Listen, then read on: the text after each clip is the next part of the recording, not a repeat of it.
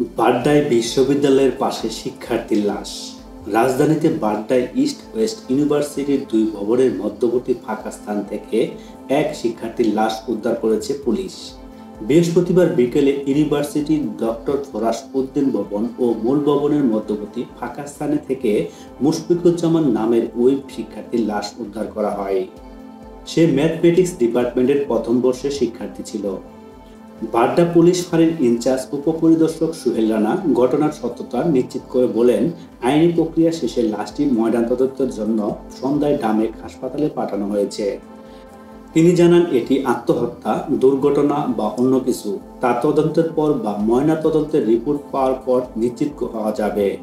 মৃত শিক্ষার্থীর চাচা মনিরুজ্জামান মনির জানান, সংবাদ পেয়ে তিনি হাসপাতালে এসে মুশফিকুজ্জামানকে মৃত অবস্থায় দেখতে পান এবং কিভাবে এই ঘটনা ঘটেছে তা তিনি জানতে পারেননি। মুশফিকুজ্জামান মুন্সিগঞ্জের টঙ্গীবাড়ি উপজেলার পাঁচগাঁও গ্রামের বিএম মোখলেসুজ্জামানের ছেলে এবং খিলগাঁও এ ব্লক এলাকায় পরিবারের সাথে ভাড়া বাসায় থাকতেন। দুই ভাই বোনের মধ্যে সে সবচেয়ে বড়। মুশফিকুজ্জামানের বাবা মোখলেসুজ্জামান জানিয়েছেন, ৩-৪ দিন আগে পড়াশোনা নিয়ে তার ছেলের সাথে কয়েকজন সহপাঠীর হাতাহাতির ঘটনা ঘটেছিল। তিনি তার মায়ের কাছ থেকে জানতে পেরেছেন যে তারা মুশফিকুজ্জামানকে ছাদে নিয়ে যেতে চাইতো এবং এসব নিয়ে তাদের মধ্যে বিরোধ চলছিল। এর মধ্যেই আজ বৃহস্পতিবার এমন একটি ঘটনা ঘটল।